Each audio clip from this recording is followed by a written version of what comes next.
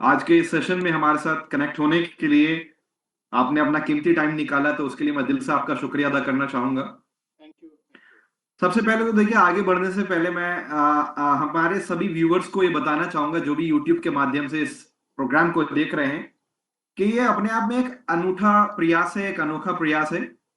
Actual में इस industry के अंदर मैं थोड़ा शेयर करना चाहूंगा कि इसकी प्रेरणा कहाँ से मिली। इस इंडस्ट्री में जब मैं आज से कुछ साल पहले आया था, तो मैंने पहली बार एक प्रोग्राम मिला मेरे पास, यूट्यूब पर आया।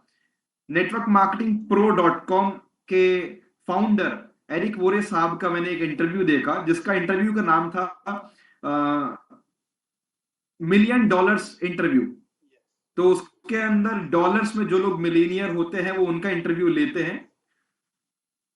कह लीजिए कि मैं अपने काम में बिजी था, अपने करियर प्लेटफॉर्म में बिजी था, या ये कह लीजिए तब शायद इस पर इतना ध्यान नहीं था, इतना मैच्योरिटी का लेवल नहीं था। लेकिन जैसे जैसे आगे बढ़े, सीखा और इस इंडस्ट्री से कुछ मिला पाया, तो लगा कि इस इंडस्ट्री को कुछ पे बैक किया जाए। और बहुत अच्छे अच्छे लोगों से इस इंडस्ट्री में जब मैं मिला, उनसे मैंने भी सीखा, तो मुझे लगा कि ऐसे दिग्गज लोगों का, ऐसे शानदार लोगों का जो तजुर्बा है, वो इंडस्ट्री में बहुत लोगों तक पहुंचना चाहिए। वैसे तो वो अपने आप में बहुत फेमस होते हैं, मशहूर होते हैं, लेकिन फिर भी मैंने सोचा कि अगर मेरे सोशल मीडिया के माध्यम से मैं अपने सर्किल में या आगे और यूट्यूब के माध्यम से ज्यादा जो यंगस्टर्स, यूथ इस इंडस्ट्री में करियर बनाए या आगे बनाए, तो उन तक भी उनकी नॉलेज, उनके एक्सपर्टीज, उनके एक्सपीरियंस को पहुंचा पाऊं, तो शायद ये एक छोटा सा कंट्रीब्यूशन मैं कर पाऊं इस इंडस्ट्री के अंदर, यंगस्टर्स के करियर के लिए और बाकी सब लोगों के लिए भी फ्यूचर के लिए। तो बस वहीं से प्रेरणा मिली और एक मुहिम स्टार्ट करी आज से कुछ महीने पहले। और उसमें एक क्राइटेरिया रखा कि हम सिर्फ और सिर्फ उन लोगों को लाएंगे हमारे इस प्लेटफॉर्म के ऊपर कि जो प्रोडक्ट बेस्ड के अंदर कम से कम 10 साल से ज्यादा कंप्लीट कर चुके हैं। 10 साल एक बड़ा, एक दशक, एक डिकेड का तजुर्बा होता है, और जिनके नाम में मल्टीपल करोड़पति लग चुका है। क्योंकि हम सब लोगों का कहीं ना कहीं गोल एक अच्छी इनकम, अच्छी कामयाबी, अच्छी ग्रोथ, अच्छा पैसा, ये सब होता है। तो मल्टीपल करोड़पति का मतलब जो कम से कम 2-3 करोड़, 4 करोड़, 5 करोड़ या इससे ज्यादा कमा चुके हैं, तो ये एक बड़ी हैंडसम अमाउंट हो जाती है एक इंसान को बहुत अच्छा जीवन जीने के लिए। और 10 साल का तजुर्बा बहुत बड़ा तजुर्बा होता है किसी भी इंसान को एक गुरु समझ करके उससे एक गुरु मंत्र लेने के लिए। तो इसी फहरिस्त के अंदर आज जो शख्स हमारे साथ में है, वो अपने आप में एक शख्सियत है। वेस्टर्न इंडिया से बिलोंग करते हैं, इंडिया के उस शहर से हैं जिसको इंडिया की आर्थिक राजधानी कहा जाता है। हम सब जानते हैं कि सबसे ज्यादा अगर बिलेनियर्स आज की तारीख में इंडिया में जहां हैं बिजनेस के किसी भी अलग अलग क्षेत्र से, तो वो सब उस शहर से हैं। जी हाँ, मैं मुंबई की बात कर रहा हूं। हमारे बीच में आज जो पर्सनालिटी है वो मुंबई से है, और इस इंडस्ट्री के अंदर एक बहुत ही जाना माना नाम है, एक बहुत ही सक्सेसफुल और बहुत ही ग्रोथ ले चुके शख्स हैं। तो सबसे पहले मैं सर का शुक्रिया अदा करना चाहूंगा। जय sir, thank you so much, बहुत बहुत धन्यवाद। आपने हमारा इनविटेशन कबूल करा और अपने कीमती टाइम को हमारे साथ में दिया। और मैं उम्मीद करता हूं सर, आपकी जो शानदार नॉलेज है जो मैंने देखी है, और मेरा सौभाग्य है कि मैंने एक कॉमन प्लेटफॉर्म पर आपके साथ कुछ वक्त बिताया, बहुत कुछ सीखा आपसे। तो बहुत सारी आपकी नॉलेज और एक्सपीरियंस से हमारे आगे आने वाले वक्त में सैकड़ों, हजारों और लाखों व्यूवर्स को बहुत फायदा होगा। सर, एक बार फिर से दिल की गहराई से बहुत बहुत शुक्रिया आज हमें अपना टाइम देने के लिए। तो सर, अगर आपकी इजाजत हो तो उस प्रोग्राम को आगे बढ़ाएं हाँ हम जी, हाँ लोग। जी, आगे बढ़ाया जाए, शुरू किया जाए। Thank you, thank you so much sir. Thank you. Sir, सबसे पहले जो मैं क्वेश्चन आपसे पूछना चाहूंगा, विद ऑल ड्यू रिस्पेक्ट, आपकी इजाजत से। Yes, yes. सर, सबसे पहले हम आपकी लाइफ की जर्नी के बारे में जानना चाहेंगे कि यस। बचपन से लेकर जवानी तक का आपका सफर कैसा रहा, आपकी क्वालिफिकेशन, और फिर इस इंडस्ट्री में आने कैसा हुआ आपका। राइट। ऐसा है कि मेरा जन्म जो मुंबई में ही हुआ है, और मैं जहाँ बचपन में रहता था, तो मेरे घर के करीब ही, हम जहाँ हमारी जो लोग रहते थे उसके जस्ट बगल में बम्बई की सबसे बड़ी हॉस्पिटल थी जिसका नाम है नायर हॉस्पिटल। आज भी इंडिया के बड़े बड़े डॉक्टर वहां पे सर्जरी के लिए आते हैं और वहां से प्रैक्टिस भी करते हैं, नायर हॉस्पिटल। तो जस्ट एक वॉल छोड़ के वो हॉस्पिटल थी। तो रेगुलर मैं अच्छे पर्सनालिटी के डॉक्टरों को देखता था। वहाँ नर्स नर्स लोग हैं, वार्ड बॉय है, और खूब सारी एम्बुलेंस। कभी कभी उस हॉस्पिटल में भी किसी के साथ जाना हुआ तो मैंने देखा कि बीमारियां बहुत है, लोग बड़े परेशान है। तो बचपन से मेरे दिमाग में, जब मैं स्कूल एज में था, थर्ड फोर्थ स्टैंडर्ड में, तभी से मेरे दिमाग में एक चीज घूमती थी, क्या इतनी बीमारियां है, ये वाकई में ठीक होती है? क्या इंसान लाइफ टाइम स्वस्थ रह सकता है क्या? ऐसे बहुत सारे सवाल मेरे दिमाग में उठते रहे और मैं पढ़ाई करते रहा। मेरे पिताजी जो है एक सामान्य जॉब करते थे, तो मुझे हमेशा एक दिमाग में चीज रहती थी कि पता नहीं मैं क्या करूंगा, बड़ा होके एक छोटी सी जॉब मिल जाए या कुछ करूंगा, ऐसी ये सब स्कूल एज में ये सब बातें चलती थी दिमाग में। लेकिन एक बहुत अच्छी चीज थी उस वक्त कि मैं हेल्थ को लेके बहुत पॉजिटिव था। तो कहीं ना कहीं मैं जहाँ रहता था वहां से थोड़ी दूर पे जहाँ बाजार थी, वहां जाना होता था। तो वहां मैं हमेशा एक जिम्नेशियम को देखता था, लोग हेल्थ के लिए जाते थे। तो मुझे ऐसा लगता था कि शायद एक्सरसाइज करने से लोग हेल्दी रहते होंगे, जो नहीं करते बीमार गिरते हैं। तो ये सब प्रोसेस हम्म। चलती थी दिमाग में। लेकिन बचपन में ये भी चलता था, गरीबी है, आगे क्या करेंगे, जीवन कहाँ जाएगा, समझ में नहीं। लेकिन एक जी। चीज थी कि मैं बहुत पॉजिटिव था, कि मुझे लगता था कि ठीक है चलो, पिताजी ज्यादा नहीं कर रहे, लेकिन मैं बड़ा होकर कुछ करूंगा। और बड़ी तमन्ना थी कुछ करने की। तो मैं बचपन में हमेशा लोगों को बोलता था, हेल्थ रिलेटेड सब्जेक्ट पे क्वेश्चन करता था बड़े लोगों से।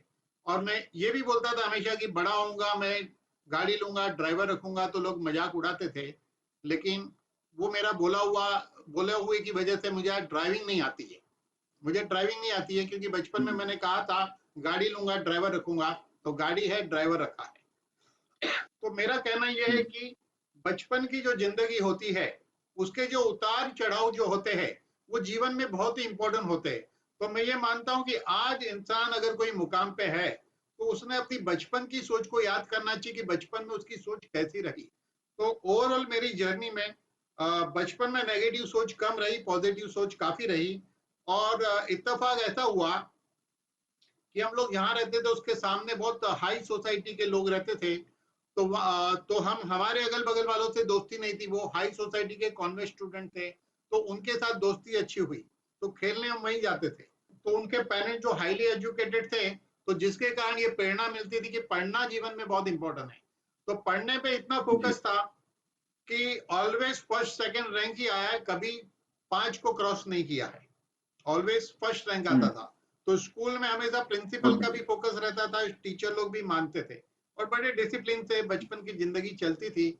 और इसी तरह सफर में आगे बढ़ते हुए धीरे धीरे माइंड में ये बैठ गया कि चलो ठीक है, मेडिकल फील्ड ही बढ़िया है। क्योंकि साइंस, आर्ट्स, कॉमर्स, ये 3 कैटेगरी उस जमाने में चलती थी। आज की तारीख जी। में तो बहुत सारी वैरायटी है, बहुत सारी चॉइस है, हम्म। एआई टेक्नोलॉजी है, बायोटेक है, बहुत सारा है। तो उस समय 3 ही कैटेगरी थी। तो मुझे लगा आर्ट्स में जाना अपना काम नहीं है, प्रोफेसर बनेंगे बीए होके, कॉमर्स में जाएंगे तो डबल ग्रेजुएट करेंगे, तो या तो सीए बनेंगे, ऐसा कुछ था।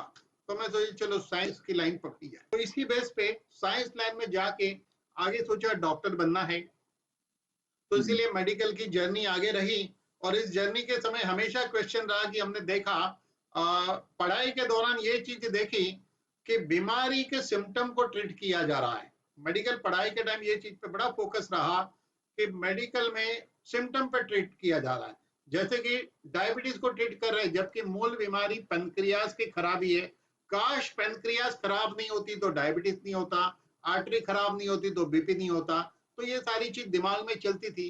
फिर इसके साथ रिलेटेड ये सोचना शुरू किया कि ऐसा क्या चीज होनी चाहिए कि जिसकी वजह से कि इंसान अपने सेल्स को, अपनी सिस्टम को हेल्दी रखकर बीमारी से बच सके। तो इस तरह बचपन की जर्नी चलती रही। और धीरे धीरे मेडिकल लाइन में आगे बढ़ते रहे।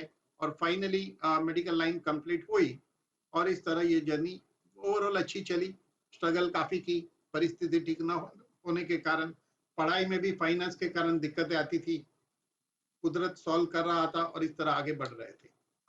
तो सर उसके बाद आपने फिर अपना हाँ। तो क्लिनिक ओपन किया, यस प्रैक्टिस यस की? यस, उसके बाद क्या हुआ कि मेरे पढ़ाई के दौरान एक ऐसे डॉक्टर थे, मेरे टच में थे। और मैं ये कहानी बता रहा हूँ 98 की। ओके। 98 की बात है। और जस्ट मैं मेडिकल लाइन में था कि क्लिनिक खोलना है, प्रैक्टिस करनी है। तो उस दौरान, और मेरी एक बड़ी अच्छी खासियत रही कि जो भी मैं करता हूँ मैं इन्वॉल्व होके करता हूँ। जबकि मुझे क्लिनिक खोलनी थी, तो मुझे ये फोकस था कि मैं पेशेंट को ठीक करूंगा और कमाऊंगा। तो एक डॉक्टर थे मेरे टच में थे, वो उस समय सबसे पहले एमएलएम, उनके थ्रू मुझे पता चली एमवे नाम की कंपनी। 5 मई को 98 में एमवे आई थी और मैंने सितंबर महीने में एमवे ज्वाइन की थी। मेरा फोकस वो था नहीं, लेकिन जब सीनियर डॉक्टर थे तो उन्होंने कहा ये बढ़िया है, तो समझ कुछ थी नहीं, तो मैंने कहा चलो ठीक है, बढ़िया है तो करते हैं।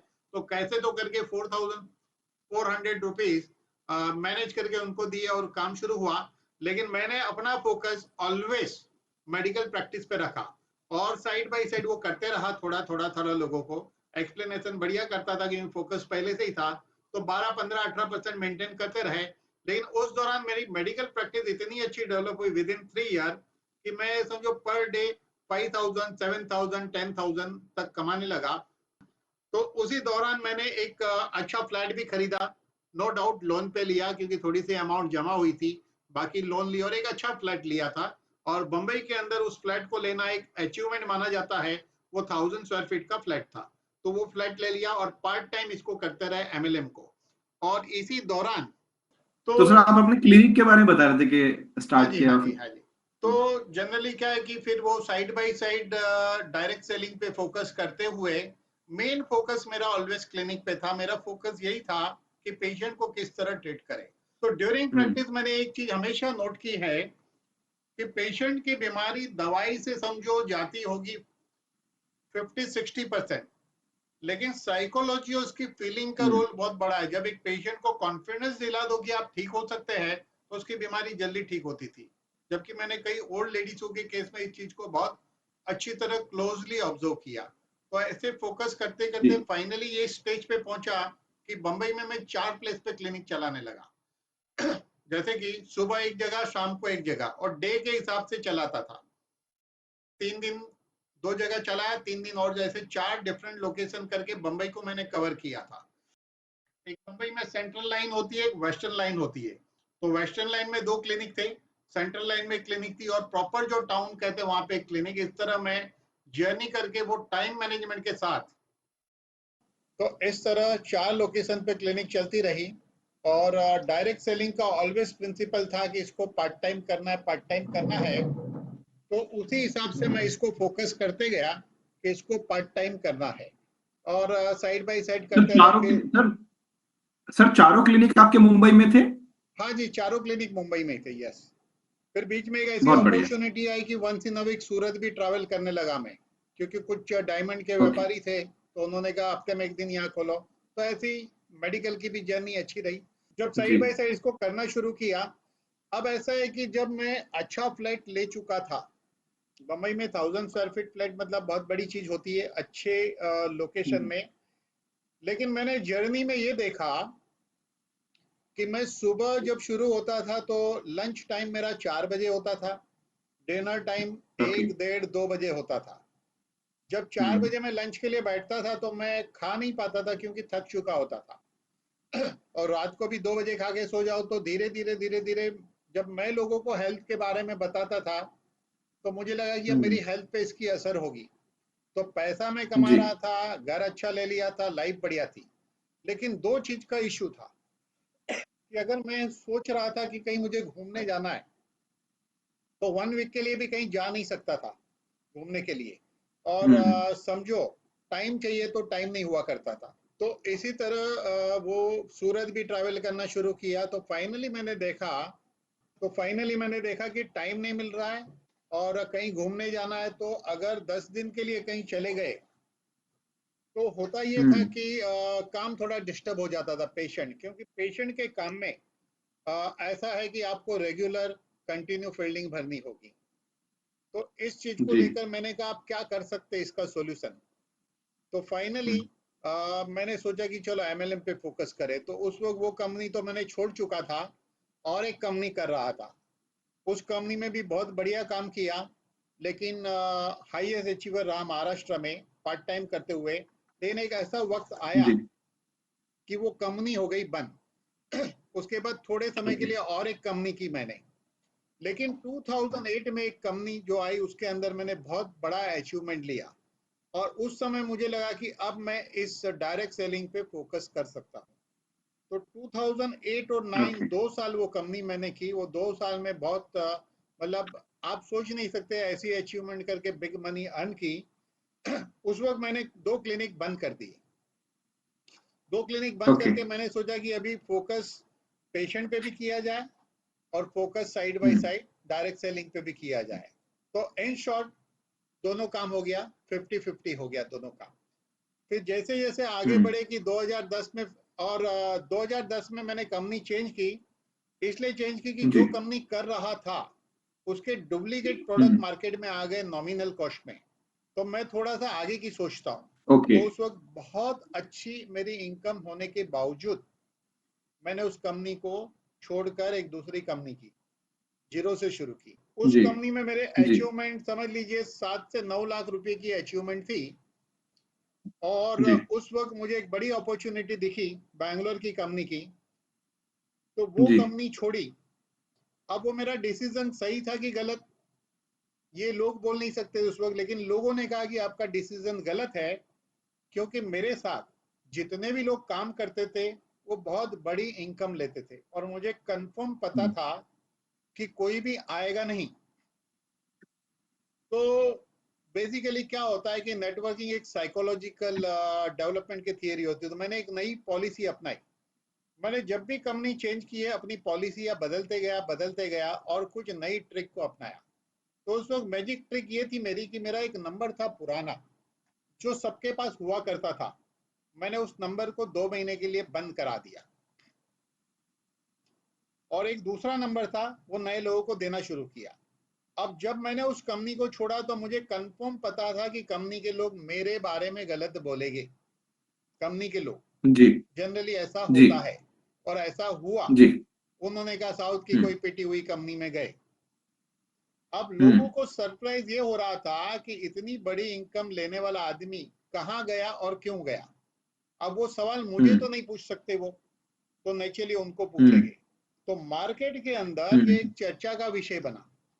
ये चर्चा इतनी हम्म। हुई कि जिस कंपनी को छोड़ा था उसका एक सिंगल सिंगल क्या आधा आदमी भी नहीं आया मेरे साथ। इसलिए नहीं हम्म। आया कि यूपी में जो मेरे लीडर थे वो टॉप अर्नर पे थे, उन्होंने अपना घर बना लिया था उसी कंपनी के जरिए। गुजरात में थे वो टॉप में थे, कलकत्ता में टॉप में थे, जहां जहां सब टॉप पहुंच चुके थे, तो कंफर्म था कि वो आएंगे नहीं। हम्म। लेकिन जी। मार्केट के अंदर ये जो प्रचार हुआ मेरे नाम का, तो इससे हुआ ये कि लोग आने हम्म। लगे। अब देखिए मार्केट के हम्म। अंदर एक थियरी बहुत चलती है, लॉ ऑफ अट्रैक्शन सीक्रेट बहुत चलता है। तो मैं जी। हमेशा कहता हूं कि 3 तरीके से काम होता है। फर्स्ट इज हम्म। जो है law of average. Law of average क्या होता है कि आप एक फ्रूट की टोकरी लेके ऐसी जगह बैठ जाओ जहां मूवमेंट कम है, लेकिन शाम तक कुछ हम्म। तो बिक ही जाएगा। यानी कि काम शुरू बिल्कुल। किया कुछ ना कुछ तो हो ही जाएगा। ऐसे नेटवर्किंग लोग करते हैं। फिर लाइन ऑफ एक्शन। अब लाइन ऑफ एक्शन ऐसा है कि अच्छे कपड़े पहनो, अच्छा नॉलेज ले लो सिस्टम से, सब एमएलएम की जितनी प्रोसीजर है उसको फॉलो करके काम करो। यानी पढ़ाई लिखाई के साथ अच्छी तरह प्लान दो, अच्छी तरह काम करो, बढ़िया डिसिप्लिन से चलो, सारी चीज फॉलो करो, उसको कहेंगे लाइन ऑफ एक्शन। लेकिन थर्ड जो है लॉ ऑफ अट्रैक्शन, यानी कि आपका पावर इतना बढ़ना चाहिए कि लोग आपके पास आए। और वो चीज हुई। वो चीज इतने हद तक हुई कि कुछ कंपनी के बड़े बड़े लीडर, कुछ कंपनी के इतने हद तक वो चीज हुई कि कुछ कंपनी के बड़े बड़े लीडर सामने से आके मेरे साथ जुड़ने लगे। और धीरे धीरे ये कारवा इतने हद तक पहुंचा कि पूरे हिंदुस्तान के कोने कोने तक जो है ये नेटवर्क फैलने लगा और बहुत बड़े लेवल पे आगे पहुंच गए। इस तरह ये जर्नी चलती रही। जी सर, बिल्कुल बहुत इंस्पायरिंग जर्नी आपकी रही, बहुत कुछ इसमें सीखने के लिए है बहुत से लोगों के लिए। सर अगर आपकी इजाजत हो तो मैं जानना चाहूंगा कि लाइक, क्योंकि हमारे व्यूअर्स तक भी ये मैसेज पहुंचना जरूरी है राइट। कि जब आप प्रैक्टिस करते थे तो मेडिकल में आपका जो फील्ड था वो किस डायरेक्शन में था, मतलब हाँ जी, हाँ स्पेशलाइजेशन जी, हाँ वगैरह? जी, हाँ जी। मैं एक्चुअली एंड आपने होम्योपैथी। किस किस डिग्री को ऑब्टेन किया हाँ था? हाँ, मैं होम्योपैथी डॉक्टर हूँ बेसिकली। और ओके। हाँ, तो होम्योपैथी की प्रैक्टिस करता था उस वक्त। और एक चीज बतानी बहुत रह बढ़िया। गई कि जब मैं पढ़ाई करता था तो एक कंपनी थी, आजमगढ़ की एक कंपनी थी, ओके। होम्योपैथी पेटेंटेड दवाई बनाती थी, हैप्को करके कंपनी का नाम था, हैप्को। तो अच्छा। मैं पढ़ाई के टाइम उस कंपनी की एजेंसी लेकर उस मेडिसिन को लोगों को बेचना शुरू किया था, सप्लाई करता था। अच्छा। अब हुआ ऐसा कि मेरे पास पैसे थे नहीं, लेकिन मेरी सेलिंग बहुत थी। तो कंपनी के ओनर ने एक दिन मेरे से बात की, तो मैंने कहा देखो पैसा नहीं है, अगर आप माल भेजोगे तो मैं भरोसे के साथ आपको पैसा देता रहूंगा। तो उस कंपनी के ओनर को मेरे पे कुछ भरोसा है और बहुत बड़ी बड़ी अमाउंट का माल मेरे यहाँ भेजने लगे, और मैं उसको सेल करता रहा और टाइम टू टाइम पैसा देता रहा। और बहुत टाइम तक उस ओके। कंपनी को किया मैंने। लेकिन बाद में वो कंपनी बंद हो गई कुछ वजह से। लेकिन तब तक मैं उसको हम्म। करता रहा, और पूरे बम्बई के अंदर हाईएस्ट सेलिंग मेरे थ्रू ही होती थी उस कंपनी की। उससे भी मुझे अच्छा, एक तो बहुत, वो ट्रेडिशनल बिजनेस में थी। वो ट्रेडिशनल बिजनेस है, ट्रेडिशनल। अच्छा। जब मैंने अच्छा। मेडिकल शुरू किया था उसके भी पहले पढ़ाई के टाइम इसको मैंने शुरू किया था। पढ़ाई के मैं टाइम। डॉक्टरों को सप्लाई करने लगा था। तो मतलब हमारे व्यूअर्स को ये समझना चाहिए दोस्तों, यूट्यूब के थ्रू आप सब यस। लोग जो भी आज के प्रोग्राम को देख रहे हैं, इस प्रोग्राम को, कि राइट। देखिए मुंबई जैसे शहर के अंदर एक सक्सेसफुल, ग्रोइंग, और यस। एक, मैं कहूंगा कि एक, इस लेवल पे, इस ओहदे पे पहुंचना, एक ऐसे डॉक्टर के जिनके चार चार क्लिनिक हो मुंबई जैसे शहर के अंदर, ये यस। छोटी बात नहीं है। उसके बावजूद भी सर ने नेटवर्किंग बिजनेस को ऑप्ट किया। तो आप अंदाजा लगा सकते हैं कि इस इंडस्ट्री का क्या पोटेंशियल है दोस्तों। और सर बहुत 2009, शानदार जर्नी रही आपकी। यस, और बहुत 2009 के बाद शानदार। फुल टाइम, 9 और 10 से फुल टाइम नेटवर्क पे फोकस किया। और 9 के बाद समझ लीजिए। 2009 से 2009-2010 से आप फुल टाइम नेटवर्किंग फुल में टाइम, हैं। Full time, full time. बहुत बढ़िया। बहुत बढ़िया। सर, नेक्स्ट क्वेश्चन मैं ये पूछना चाहूंगा कि आपने इतना हाईली एजुकेटेड होने के बावजूद, आप यस। डॉक्टर थे यस। और आपकी कोई राइट। नॉर्मली ऑर्डिनरी प्रैक्टिस नहीं थी, तो एक डॉक्टर बन जाएं, अपना क्लिनिक चला रहे हैं, तो जाहिर सी बात है डॉक्टर बने हैं तो क्लिनिक तो चलाना ही पड़ेगा, वो एक अलग बात होती है। राइट। लेकिन सर, 4 क्लिनिक प्रूफ करते हैं, और सूरत में भी क्लिनिक होना प्रूफ करता है कि यस। आपके पास में एक बहुत ग्रोइंग ट्रैक था, बहुत अच्छे से आप ग्रो कर रहे थे, सक्सेसफुल, वो भी मुंबई जैसे शहर में। यस। तो उसी पर बेस्ड मेरा सेकंड क्वेश्चन है कि आपने इतना हाईली एजुकेटेड होने के बावजूद भी नेटवर्किंग बिजनेस को क्यों चूज किया? बिकॉज सर, कुछ लोग, आपने रीजन तो बताया, लेकिन मैं इस पे थोड़ा सा एक्सरसाइज करना चाहूंगा हाँ, कि हाँ। कुछ लोगों को तो ऐसा लगता है कि जैसे कि वो हाईली एजुकेटेड है, इसलिए सेल्स या मार्केटिंग के फील्ड में नहीं आना चाहते, क्योंकि वो इस राइट। फील्ड को डाउन स्टैंडर्ड या थोड़ा कम लेवल का मानते हैं। समझते हैं, तो यस। इस पर क्या कहना चाहेंगे आप उन लोगों के लिए? देखिए, पहले तो मैं ये कहना चाहूंगा कि 3 प्रोफेशन ऐसे हैं जिसके लिए वर्ड यूज होता है। अगर कोई मुझे पूछेगा तो मैं कहूंगा मैं डॉक्टर हूँ, प्रैक्टिस करता हूँ। वकील को पूछेंगे हम्म। तो कहेगा मैं वकील हूँ, प्रैक्टिस करता हूँ। सीए को जी। पूछेंगे, बोलेगा मैं सीए हूँ, प्रैक्टिस करता हूँ। अब ये 3 प्रोफेशन के लिए प्रैक्टिस वर्ड क्यों यूज होता है? क्योंकि देखिए, डॉक्टर हमेशा प्रैक्टिस करता है पेशेंट को ठीक करने की, और पेशेंट फिर बीमार होके आता है। वकील प्रैक्टिस करता हम्म। है क्योंकि केस सॉल्व करने की होता नहीं है, सालों साल चलता है। सीए भी बैलेंस शीट लास्ट में हम्म। मिलानी पड़ती है कुछ एडजस्टमेंट करके। इसलिए 3 प्रोफेशन के लिए प्रैक्टिस वर्ड यूज होता है। तो मैंने भी प्रैक्टिस के दौरान देखा कि लोग ठीक होते नहीं है। एक बैक पेन का मरीज है, कुछ समय बाद दोबारा बैक पेन आता है। नी पेन थोड़े टाइम ठीक है, दोबारा आता है। तो मेरे दिमाग में तो वही बचपन वाली कहानी थी कि कुछ ऐसी चीज चाहिए कि जिसकी वजह से आदमी बीमार ही ना गिरे।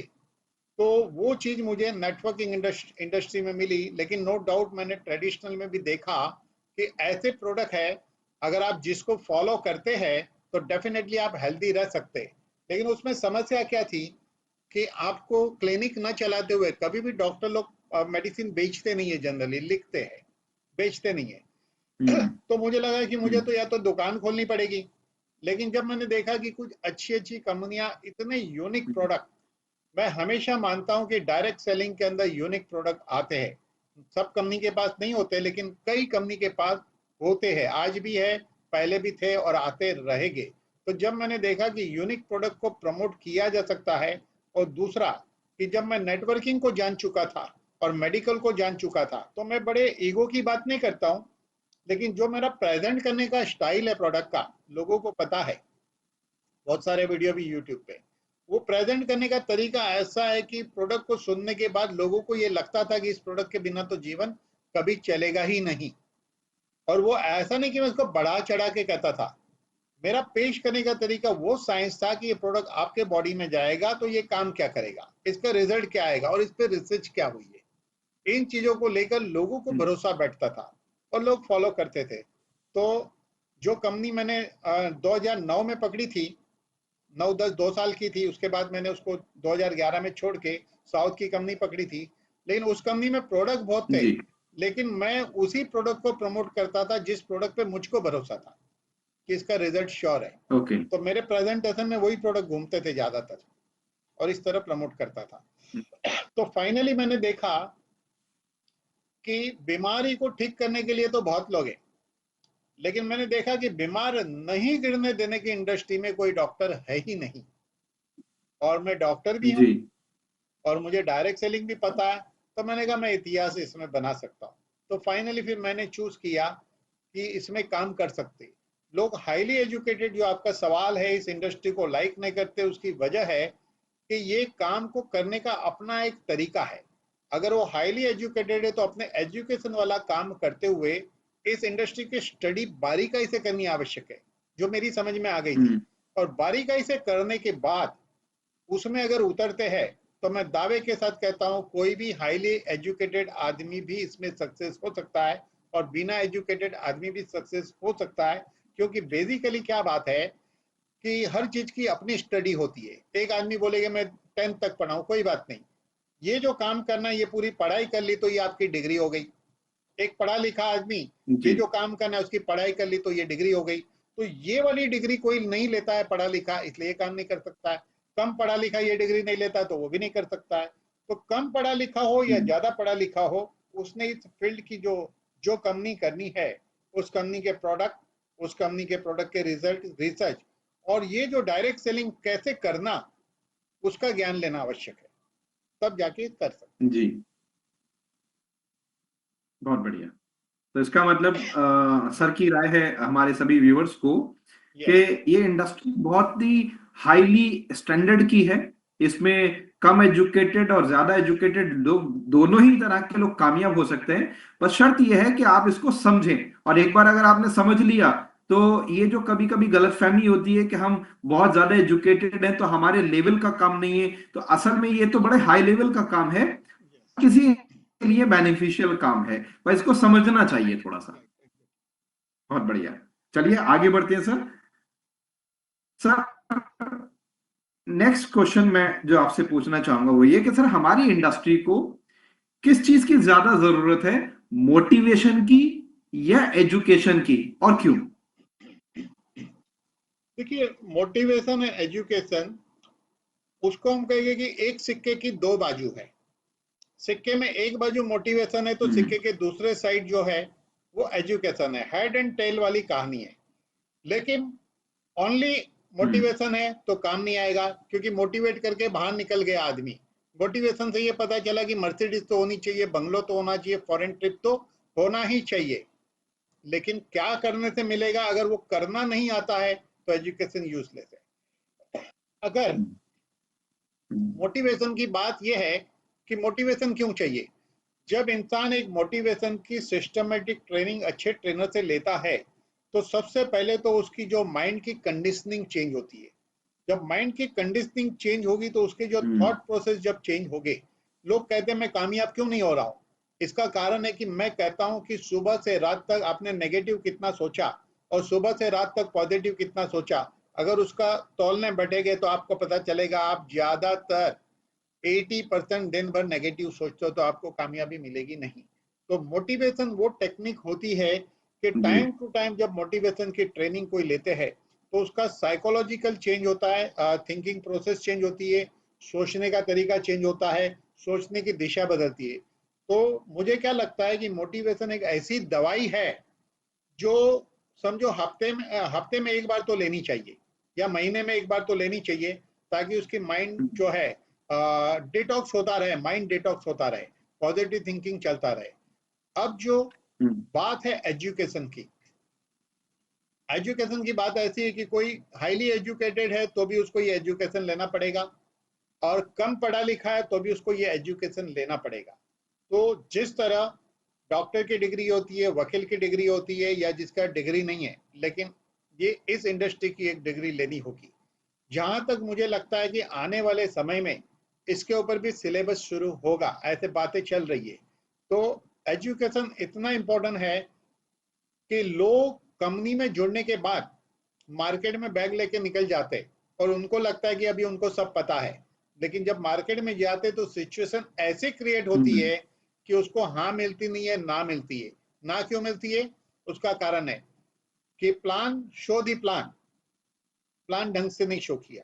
तो प्लान शो करने में कंपनी की प्रोफाइल पता होनी चाहिए, कंपनी के प्रोडक्ट का नॉलेज पता होना चाहिए, कंपनी का बिजनेस प्लान पता होना चाहिए, और ये तीनों पता होने के बाद सामने वाले के दिमाग में ये बिठाना चाहिए कि ये क्यों करना चाहिए आपको। तो हमें प्लान बताने के टाइम तीन चीजों पे हम्म। फोकस करना आवश्यक होता है। एक तो आदमी पैसे के लिए ये करना चाहेगा, तो सामने वाले की नीड क्या है? सामने वाले की नीड पैसा है और हम उसको बोल रहे हैं कि ये प्रोडक्ट के बहुत फायदे हैं।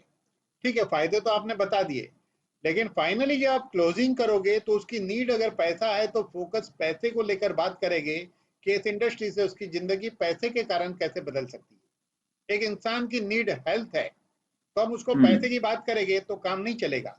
इस प्रोडक्ट को लेके उसकी हेल्थ में क्या क्रांति आ सकती है। और तीसरी बात यह है, हमने देखा है कि लोगों को इज्जत नहीं मिलती है। तो उसको कह सकते हैं कि इस इंडस्ट्री के अंदर जी। जब लोग आते हैं तो लोगों को किस तरह शानदार उसकी स्वागत किया जाता है, उसको वैल्यू मिलती है, उसको रेस्पेक्ट मिलती है, स्टेज पे बुलाया जाता है। उसको तो पता नहीं, लेकिन हम उसको बता सकते हैं। दो चार वीडियो है तो वो भी दिखा सकते हैं। जैसे कि एक जन को मैंने एक ऐसी वीडियो दिखाई थी कि जब मैं बुरहानपुर गया था, बुरहानपुर, और जैसे मैं ट्रेन में उतरा तो वहां के लीडर लोग, कम से कम 40-50 लीडर प्लेटफॉर्म पे आए थे। सबके पास एक एक माला थी और वो ढोल वाले भी थे। तो जैसे मैं उतरा, उन्होंने मेरी बैग ले ली, हर किसी ने एक एक माला मुझे पहनाई और ढोल बजाना शुरू किया। और वो प्लेटफॉर्म पे ढोल बजाने के लिए उन्होंने परमिशन ली थी, बुरहानपुर छोटी जगह है बोलकर परमिशन ली थी। और वो हम्म। ढोल बजाते जी। बजाते ब्रिज पे जी। से चढ़कर दूसरे साइड जाकर कार में बैठने तक ये नजारा चलता था। और लोग अजीबो गरीब तरीके से देखते कि ये आदमी है कौन। फिर वो वीडियो ऐसी जगह पे मुझे कई जगह बताने में वो काम आती थी कि कैसी इज्जत मिलती थी। ऐसी तो हमने भी नहीं सोचा था हमारा इस तरह स्वागत होने वाला है। कब आपका स्वागत इस तरह होगा आपको नहीं पता, क्योंकि मैंने देखा है कि इंसान की जी। जिंदगी में उसका पहला पड़ाव होता है वो खाने के लिए तरसता है। जब उसको खाना अच्छा मिलने लगे तो उसको लगता है पैसा इंपॉर्टेंट है। जब पैसा अच्छा मिलने लगे ना तो उसको लगता है नेम फेम होना चाहिए। और जब तीनों हो जाता है ना तो नई दिक्कत शुरू होती है। इसलिए मैं कहता हूं जब इंसान कामयाब होता है ना, तो या तो वो ड्रंकर बन जाता है, या तो वो जुआ खेलता है, या तो स्त्री के पीछे जी। जाता है। उस समय इंसान के अंदर समझ होनी चाहिए कि मेरा जीवन हम्म। किस तरह बढ़िया रहे, मैं अपनी फैमिली में किस तरह अच्छी तरह रहूं, मेरे पड़ोस के साथ कैसे रहूं, मेरे दोस्तों के साथ कैसे रहूं। हम्म। लोग कहते हैं, आपने जी। देखा होगा कि कोई नए लोग मिलते तो हमारे सामने एक बहुत बढ़िया मुस्कान के साथ चेहरा बनाते हैं, एकदम स्माइलिंग फेस के साथ बनाते हैं। लेकिन मैं कहता हूं जितना आपका चेहरा बाहर अच्छा है, बाहर जितना आपका अच्छा है, क्या आपका वो फ्रेम आपके घर में है क्या? ऐसा तो ज्यादातर मैंने देखा घर में जाते तो आदमी मुंह बना हम्म। के चलता है। तो मैं कहता हूं जिंदगी आपकी ऐसी होनी चाहिए कि बीवी को लगे इसके जैसा हस्बैंड नहीं, बच्चे को लगे इसके जैसा बाप नहीं, पड़ोसी को लगे इसके जैसा पड़ोसी नहीं, दोस्तों को लगे इसके जैसा दोस्त नहीं, और हमारे साथियों को लगे कि इसके जैसा आदमी नहीं। तो वो बनने की हमें कोशिश करनी चाहिए, नहीं कि पैसा आने के बाद ईगो में डूबना चाहिए या आउटलाइन में जाना चाहिए। इसलिए कहावत है कि स्त्री बिगड़ती है तो बिल्कुल। पैसा आता है, और आदमी के पास पैसा आता है तो आदमी बिगड़ता है। तो इस तरह ये दुनिया थोड़ी अजीब गरीब है। तो एमएलएम इंडस्ट्री को मैं वो इंडस्ट्री मानता हूं हम्म। जहां आदमी रियली जीरो से लेके हीरो बन के, संस्कारी बन के अपने जीवन को लाइफ टाइम अच्छे से जी सकता सर, वाकई बहुत बड़ा और बड़ा गहरा तजुर्बा है आपका। है। यस यस, थैंक यू एक थैंक क्वेश्चन मैं जरूर यहाँ जानना चाहूंगा जो बहुत सारे लोगों के लिए लाइफ में एक बहुत बड़ा इंस्पिरेशन का कारण बनेगा, जो आज के क्वेश्चन की लिस्ट में मेरा नहीं था, फिर भी मैं अपने पास से पूछना चाहूंगा। यू। यस तीन बातें उसमें। नंबर एक सर, आपको इस इंडस्ट्री में टोटल कितने साल हुए? जैसे आपने बताया 2009 के बाद में आपने फुल टाइम करा, बट टोटल स्टार्टिंग से नंबर एक, टोटल तो टोटल मैं साल। कहूंगा कि नंबर 98 दो, 98 से हूं मैं इस इंडस्ट्री में। 98 से। यस। तो तकरीबन आपको 26 साल का तजुर्बा 26 हो साल गया। का तजुर्बा, यस। और कंटिन्यू हूँ, आउट नहीं हुआ कभी भी। शुरू कंटिन्यू, में जी पार्ट जी टाइम, देन जी फुल टाइम। जी जी। दूसरा सर, एक चीज बड़ी इंस्पायर करती है हमारे इस इंडस्ट्री के लोगों को भी और राइट। बाकी हर इंसान को भी, यस यस। कि कितने विदेश यात्राएं टोटल की आपने इस 26 साल में? देखिए, विदेश यात्रा तो अभी मैं नंबर तो बोल ही नहीं सकता हूँ, क्योंकि एक अंदाजा कुछ लगभग? बहुत की होगी, बहुत बेहिसाब। क्योंकि अभी नंबर बोलना बड़ा मुश्किल है, लेकिन मैं इतना कहता हूँ कि 40% दुनिया मैंने देख ली है। बाकी 40% दुनिया देख लिया हाँ, आपने? 40-45% दुनिया देख ली है। बाकी 30-40% और है। बाकी जगह पे तो आप जा नहीं सकते, क्योंकि वहाँ पे तो काफ़ी प्रॉब्लम चल रहा है। लेकिन मैं इतना जी कहूँगी कि दुनिया में 220-222 कंट्री है, कम से कम 20-25 कंट्री तो इंसान ने जरूर घूमना ही चाहिए। क्योंकि जीवन में बिल्कुल घूमना चाहिए। अच्छा घर होना चाहिए, आपकी हम्म। दुनिया में घूमना चाहिए, और 5 स्टार जी होटलों में घूमना चाहिए। बम्बई की जितनी 5 स्टार होटल है, सारी होटलों में मेंबरशिप हुआ करती थी मेरी, कोरोना के पहले तक। और हर महीने में एक जी या दो बार उन होटलों में जाते भी थे, और लाइफ स्टाइल वैसे जी। चलती थी। तो सर अप्रोक्सीमेटली, क्योंकि ये चीज बड़ी इंस्पायर करती है लोगों को, विदेश यात्राएं, फॉरेन ट्रेवल्स, मुझे लगता है तो 60-70, अप्रोक्सीमेटली मैं 60-70 तो जर्नी मैं हुई मान होगी। सकता हूँ कि 50-60 तो साठ जर्नी सत्तर हुई होगी। 50 से ऊपर। 50 से ऊपर ही हुई होगी। चलो 50 ही मान लो एक बार। जी साल जी में जी। 3 बार जाते सर थे। ये एक इंस्पायरिंग है, बहुत ये इंस्पायरिंग है, क्योंकि अमूमन बहुत सारे लोग ऐसा होता है कि जिंदगी के अंदर एक बार भी विदेश नहीं जा पाते। बहुत लोगों का पासपोर्ट नहीं बन पाता, देश से बाहर नहीं जी जा जी पाते। जी कुछ जी। लोग जाते भी हैं एक दो बार, तो नौकरी यस। करने करियर के लिए जाते हैं, किसी एक ही देश में जाते हैं, और साल में एक बार खाली अपने परिवार से मिलने आते हैं, तो एक ही देश में आना जाना होता है। लेकिन 50 से ज्यादा देश, वो भी घूमने जाना। एक तो होता है मजबूरी में नौकरी करने जाना, एक है यस। घूमने जाना। तो वो एक बहुत बड़ी बात है। एक लास्ट बहुत इंपॉर्टेंट चीज मैं पूछना चाहूंगा सर। राइट। वैसे कम्युनिकेशन स्किल्स का ट्रेनर रहते हुए मैं इस चीज को लोगों को सिखाता था कि कभी भी ये चीज नहीं पूछनी चाहिए किसी से।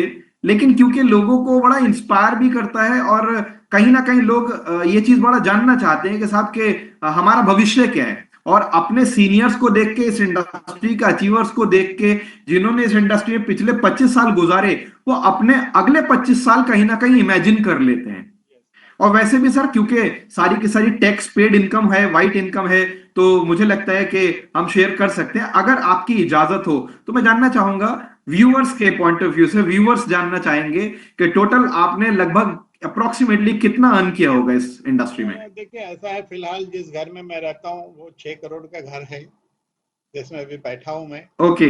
और बम्बई के बहुत जी अच्छे एरिया में है। और लोगों ने देखा है, जो मेरे करीबी जी है, उन्होंने देखा है। मेरी एक ऑफिस जी है बम्बई का, सबसे जी बेस्ट मॉल इन्फिनिटी मॉल के सामने ऑफिस है, जो मैंने जी 3.25 करोड़ में ली थी। आज वैल्यू 4.25 करोड़ है। 1,000 स्क्वायर फीट की ऑफिस है। और खुशी की बात यह ओके। है कि वो जो लिंकिंग रोड जिसको कहते हैं, जो दहीसर से लेकर डीएन नगर तक काउंट होता है, तो उसके आगे भी जाता है। तो जी। मैं कहूँगा दहीसर से डीएन अच्छा। नगर तक मेरी ऑफिस जिस बिल्डिंग में, सबसे बेस्ट बिल्डिंग है वो। तो वैसी जगह ऑफिस है। ओके। फिर और भी एक प्रेमाइसिस है। तो ऐसे काफ़ी, अभी फिगर तो ठीक है, लेकिन काफ़ी बड़े फिगर में अर्निंग की हुई है इस इंडस्ट्री से। मैं ज्यादा एम्फोसाइज नहीं करूंगा सब फिगर के ऊपर, यस। लेकिन फिर भी कह सकते हैं कि डबल डिजिट करोड़ तो क्रॉस हो चुका है। डेफिनेटली डेफिनेटली 10 प्लस टेन काफ़ी। 10 प्लस, 10 प्लस तो करोड़ काफी पहले ही हो चुका मैं है। एक्चुअल में सर मैं मतलब मैं इसके लिए माजरत चाहूंगा, मैं पूछना नहीं चाहता था, लेकिन जो लोग नए आ रहे हैं ना इस इंडस्ट्री के अंदर, वो यस। उनका एक सवाल होता है कि ठीक है, हम मान लेते हैं कि किसी और प्रोफेशन में नहीं जाके इस प्रोफेशन में आए, तो एक्चुअल में एक नंबर पता चले कि कितना पैसा हम कमा सकते हैं अगले 10 साल में, 20 साल में, 30 साल में। तो व्यूअर्स को एक बहुत ही अच्छा इससे इंस्पिरेशन मिलेगा, एक रीजन मिलेगा, पर्पस ऑफ वाई क्लियर होगा, कि अगर आप इस इंडस्ट्री के अंदर अपना करियर, अपनी लाइफ लगाते हैं, तो आप कोई 1-2 करोड़ नहीं, आप 10-20-30 करोड़ भी क्रॉस कर सकते हैं। बहुत अच्छी बात सर। नहीं, मैं ये कहना चाहूँगा थैंक यू यहाँ सो मच पर सर, आपने ये सब कि चीज। एमएलएम से कमाने के बाद उस पैसे को मैनेज करने से जो कमाई होती है, इसके कारण वो कमाई बढ़ जाती है मैनेज जी करने जी से। जी। जैसे मैनेज करने के क्योंकि लिए आप पे टाइम बहुत हो जाता है, टाइम की आजादी होती है। टाइम की आजादी होती है, डेफिनेटली अपनी मर्जी से उठो, अपनी मर्जी से चलो, ऐसा है। जी लेकिन मैं एक चीज जी कहूंगा कि मेरी एक डिसिप्लिन बड़ी भारी है, जिसके कारण मुझे कामयाबी मिलती है हर जब भी मैं कुछ काम करता हूँ, वो है मेरी टाइम जी। डिसिप्लिन। मैंने बचपन में एक मूवी देखी ओके। थी जिसका नाम था बुलंदी, राजकुमार की मूवी। उसमें एक डायलॉग है, जी इंसान को आधी कामयाबी समय की पाबंदी से मिलती है, मतलब टाइम डिसिप्लिन।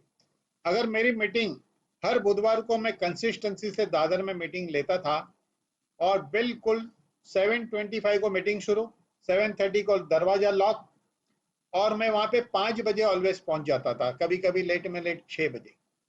तो मैं ऑलवेज, और मैं हमेशा खुद टाइम पे पहुंचता था, तो ये हो गया आधा काम। तो आधी कामयाबी इंसान को समय की पाबंदी से मिलती है, बाकी आधी ओके। मुकद्दर और मेहनत से। तो टाइम पे पहुंचने के लिए मेहनत करो, टाइम पे पहुंचो, तो 75% मैदान आपने मार लिया। तो ऊपर वाला देखता है कि जी आदमी मेहनती है, तो 25% तकदीर भी आपकी झोली में डालेगा। क्योंकि मीटिंग 5 बजे आप 7 बजे बिल्कुल। पहुंचो तो गलत है, मीटिंग 2 बजे आप 4 बजे पहुंचो तो काम होगा नहीं। इसलिए सबसे इंपॉर्टेंट इस इंडस्ट्री में सक्सेस है वो टाइम डिसिप्लिन से होता जी। तो दोस्तों आपने देखा, सर ने समझाया सिखाया कि इंसान में मोटिवेशन भी हो, जैसे पिछले सवाल में हमने पूछा, मोटिवेशन भी जरूरी है, आप में विल है। पावर हो, यस। एजुकेशन भी जरूरी, आप सीखें, लेकिन उसके साथ में मेहनत, बट मोस्ट इंपॉर्टेंट आपकी आदमी सक्सेस डिपेंड करती है आपकी टाइम की पंक्चुअलिटी के ऊपर। तो टाइम को लेकर के जो भी साथी हमारे इस इंडस्ट्री में हैं या आगे जुड़े, जहां तक भी ये प्रोग्राम पहुंचे, आप टाइम की पंक्चुअलिटी का बड़ा ख्याल रखें। बिल्कुल बिल्कुल। Thank you so much sir, आपने जो नॉलेज शेयर करी। आगे बढ़ते हैं नेक्स्ट क्वेश्चन के ऊपर। सर आपके अकॉर्डिंग एक बड़ी मजबूत, बिग स्ट्रॉन्ग, लाइफ लॉन्ग और एथिकल टीम बनाने के लिए एक नए एसोसिएट को क्या करना चाहिए? Right, exactly exactly. देखिए, सबसे पहले तो इंसान ने इंडस्ट्री पे भरोसा करना पड़ेगा, बिलीव होनी चाहिए इस इंडस्ट्री के ऊपर। पहला फर्स्ट जी प्रिंसिपल यही है। अगर इस इंडस्ट्री पे भरोसा है तो इसमें उतरिए, नहीं तो ये इंडस्ट्री उसके लायक नहीं है। अगर भरोसा और इस इंडस्ट्री में आ गए तो सबसे पहले उसको कंपनी चूज करना चाहिए। तो पहले तो जी भरोसा, उसके बाद कौन सी कंपनी चूज करनी। तो कंपनी चूज करने पहले देखना चाहिए कि मैं कौन से सेक्टर में काम कर सकता हूँ। मैंने खुद देखा है कि एक ऐसी कंपनियां चलती है जहां प्रोडक्ट नाम के लिए होता है, प्रोडक्ट में कोई दम नहीं रहता है, कायदे हम्म के लिए प्रोडक्ट होता है। कभी कभी क्या होता है, पैसा लगाओ पैसा कमाओ। तो सबसे पहले कंपनी पे, सिस्टम पे भरोसा, इस डायरेक्ट सेलिंग पे, और कंपनी को चूज करना। जब कंपनी चूज की और आपको लगता है प्रोडक्ट अच्छा है, आपको लगता है प्लान अच्छा है, लेकिन कभी कभी क्या होता है, प्लान एंड प्रोडक्ट अच्छा है, कंपनी के ओनर ठीक नहीं है, तो ओनर को सुधारा जा सकता है, लेकिन प्लान एंड प्रोडक्ट को नहीं सुधार सकते। ओनर को काउंसलिंग करके ठीक जी है चलो, कुछ बातें आप अपनी अच्छी बताओ, कुछ बात दो लोग और मिलके बताए। तो सबसे इंपॉर्टेंट मैं मानूंगा, पहले तो प्रोडक्ट अच्छा होना चाहिए, उसके बाद प्लान, और उसके बाद कंपनी का ओनर, और चौथा पिलर हम खुद है। जी तो जब ये डिसाइड हो जाता है, जी तो सबसे पहले हमको पूरा लर्न करना चाहिए, प्रोडक्ट के ऊपर डिटेल जाना चाहिए, ये प्रोडक्ट क्या है, कैसे काम करता है, क्या रिजल्ट देगा, सारा ज्ञान होना चाहिए। जहां तक मेरा मानना है कि एक प्रोडक्ट का अच्छा ज्ञान है और किसी के सामने बैठ जाओ और उसको समझाओ, तो देखो, सेल्स का रेशियो यूनिवर्सली रिसर्च है कि 10 को प्लान बताएंगे, हम्म 7 सुनते हैं, तो बाकी 3 वो इज्जत करते हैं आपकी। 10 में से जी 7 सुनते हैं, 5 सोचते हैं, 3 लोग निर्णय लेते हैं। ये पूरा वर्ल्ड हम्म का रिसर्च है। अगर महीने में 60 प्लान बताएंगे तो 18 लोग जुड़ जाते हैं। जबकि हम तो एग्जाम्पल देते हैं, हर महीने एक लाओगे तो आप साल में 12 लाते हो, और आपके जुड़े हुए भी लोग हर हम्म महीने एक लाएंगे तो वो भी साल में 12 लाएंगे। तो आपके 12 लोग भी 12 लाते जाएंगे, उसके नीचे वाले, तो भी साल भर में एक बड़े मुकाम पे जी इंसान पहुंचता है। तो मैं ये कहूंगा कि बिल्कुल 12 ऐसे आदमी ढूंढो जो 12 लाने की क्षमता रखता हो, और उसके नीचे वाले ऐसे होने चाहिए वो भी 12 लाने की क्षमता रखते हो। तो अगर कामयाबी होना है तो 4 लेवल तक टीम को मैनेज करना आवश्यक है। और मैनेज करने के लिए लीडरशिप होनी चाहिए, और लीडरशिप के लिए जो लीडरशिप ट्रेनिंग है, ये सारी चीज सीखनी पड़ेगी। कि किस तरह लोगों को हैंडल करना, प्रॉब्लम सॉल्व करना। लीडर वो होता है जो अपने डाउनलाइन का प्रॉब्लम सॉल्व करे और डाउनलाइन की क्या समस्या आती है जी। मार्केट के अंदर, उसके ऊपर गाइड करे और टारगेट मीटिंग लेके टारगेट सेट करे, प्रॉब्लम की मीटिंग ले, क्या प्रॉब्लम नड़ रहा है, क्यों आगे नहीं बढ़ रहे हैं। इन सब चीज़ों को फॉलो करने से और सीखने से नेटवर्किंग में आगे बढ़ा जा सकता है। तो इसीलिए मैं ये कहूँगा कि नेटवर्किंग एक सिस्टमेटिक इंडस्ट्री है। जैसे मैं एग्जांपल कहता हूँ कि इस दुनिया में हर चीज नेटवर्किंग है। अगर ये बात समझ में आ गई तो नेटवर्किंग जी। समझ में आ जाएगा। जैसे आपके गली में एक दुकान वाला है तो उसकी नेटवर्किंग है कि उस गली के लोग उसके पास ही जाकर लेंगे, फिक्स है। इसी तरह जो शॉप है उसके कस्टमर उसका नेटवर्क है। आप देखो एयरटेल के पास इतने सब्सक्राइबर है, ये उसका हम्म। नेटवर्क है। जियो के पास है, वो नेटवर्क है। जी। जितने चेन ऑफ फ्रेंचाइजी जी। चलती है, बोलता नहीं मैं तो नाइकी के जूते पहनता हूँ, तो उसका नेटवर्क है। तो दुनिया में देखा है कि जी। लोग नेटवर्क से ही पैसा कमा सकते हैं, क्योंकि बाकी तो देखो नौकरी वाले का टाइम फिक्स है, दुकान वाला भी फिक्स है, बंधा हुआ है, उसके पास टाइम फ्रीडम नहीं है। लेकिन नेटवर्कर जी। एक ऐसा है कि ना उसको कंपनी खोलनी है, ना उसको प्रोडक्ट रखना है, ना ऑफिस रखनी है, ना कोई झंझट, चलते फिरते ऑफिस है उसकी। अगर कोई नेटवर्कर के कि मैं बिल्कुल। ऑफिस खोल के बैठा हूं तो समझ लीजिए वो नेटवर्कर है ही नहीं। नेटवर्कर की कभी ऑफिस हम्म। नहीं होती, भले ऑफिस वो लोगों के लिए रखे वो अलग बात है, लेकिन रोज वहां हाँ बैठे जी, तो हाँ जी, काम हाँ नहीं जी। होगा, आपको घूमना पड़ेगा। ऐसा है। बिल्कुल। बहुत बढ़िया सर। सर आपके तजुर्बे से मुझे पूरा कॉन्फिडेंस है कि बहुत कुछ हर सवाल के थ्रू हमारे व्यूअर्स सीखेंगे। Right, next exactly. क्वेश्चन पर सर आगे मैं बढ़ता हूं। सर आपके अकॉर्डिंग वो कौन सी मिस्टेक्स हैं जो एक एसोसिएट को इस बिजनेस में या तो आगे ही नहीं बढ़ने देती हैं हाँ। या फिर टीम को और बिजनेस को डैमेज कर देती हैं? Yes yes. देखिए ऐसा है, सबसे पहली मिस्टेक तो मैं मानूंगा ईगो। जब नेटवर्कर में ओके। ईगो आ जाता है तो वो बन जाता है टॉप अपलाइन बन जाता है। जब टॉप अपलाइन बन हाँ। जाता है ना, तो दो चार लोगों से ही बात करता है। रियल नेटवर्कर वो जी। है कि अपने डाउन में कितने भी नीचे के लेवल से वो कम्युनिकेशन करना चाहिए और कितने भी नीचे के लेवल के लोगों के लिए वो अवेलेबल होना चाहिए। मान लो कि एक बड़ा सेमिनार चल रहा है और जनरली जी। देखा है कभी कभी ईगो में वो लीडर तुरंत बैकडोर से निकल के अपनी कार में बैठ के निकल जाता है। लेकिन नहीं, उसने रुकना हम्म। चाहिए, हर किसी को मिलना चाहिए, इज्जत देनी चाहिए। तो नेटवर्किंग में स्पीड ब्रेकर सबसे बड़ा है, एक तो ईगो। दूसरा है कि हम्म। टीम को मैनेज नहीं करना। टीम को मैनेज करने में आलस हम्म। करना, उसको लगता है कि मैंने तो अब काम कर दिया, मेरी अब जरूरत नहीं है। जब तक आप काम कर रहे हो हर वक्त कोई ना कोई आपका रोल रहेगा, तब तक रोल रहेगा कि पहले जो रोल आप करते थे वो आपका डाउनलाइन बखूबी से करता है, तो वो रोल आपका खत्म, आपका रोल बदल जाएगा। तो आपका रोल बदलते रहना जी। चाहिए। तो लोग ये मिस्टेक करते हैं, अपना रोल हम्म। बदलते नहीं है, वो शुरू में जो रोल में थे एंड में भी वही रोल तक रहते हैं। तो एक तो ईगो, दूसरा रोल हम्म। बदलना। और तीसरी चीज कि अगर हम एक खेत के अंदर फसल उगाते हैं तो सारे बीज है वो एक ही जगह नहीं डालते, हम पूरे खेत में स्प्रेड करते, पूरे खेत में। जब पूरे खेत में जी। स्प्रेड करते हैं तो पूरे खेत में फसल उगती है। तो लेकिन प्रॉब्लम क्या मैंने देखा जी। नेटवर्करों का, कि जो बंबई में पैदा हुआ बंबई के बाहर जाना नहीं चाहता, वो पूना तक जाएगा ओ। बड़ी मुश्किल से। अगर नेटवर्किंग में सबसे हम्म। बड़ी मिस्टेक ये है कि आप अपनी बाउंड्री को छोड़ दो। आप जो स्टेट में काम करते हो, समझो कि हम महाराष्ट्र में बात करें तो महाराष्ट्रियन भाषा, तो आपकी भाषा बदलनी चाहिए नेटवर्क में। आप महाराष्ट्र में हाँ। मराठी भाषा बोलते हो तो आपको हिंदी भाषी में घुसना चाहिए, आपको साउथ की भाषा में घुसना चाहिए, आपको पंजाब की भाषा में घुसना हम्म। चाहिए। इसके लिए भाषा आनी जरूरी नहीं है, क्योंकि ओवरऑल पूरे हाँ। हिंदुस्तान के अंदर लोगों को हिंदी आती है। तो ये तीन जी। चीज बहुत इंपॉर्टेंट है इस इंडस्ट्री के अंदर। यानी कि आपको हम्म। पूरे हिंदुस्तान के अंदर नेटवर्किंग करनी चाहिए। मैं एक एक्सपीरियंस कहना चाहूंगा कि ये जी। 2010 की बात है। मैं एक आदमी को यूपी में जानता था, एक आदमी को, और मैंने उसको जी। एक ही शर्त रखी कि पहले तुम मेरे पास आ जाओ 3 दिन के लिए और सीख के जाओ। तो बोले ठीक है मैं आता हूँ। तो हम्म। वहां 3 दिन यहाँ सीख के गए। मैंने कहा अब आप जाके सिर्फ 5 लोगों को जोड़ो, और 5 लोगों को जोड़ने के बाद मैं वहां आता हूँ। और मैंने वहां जाना शुरू किया।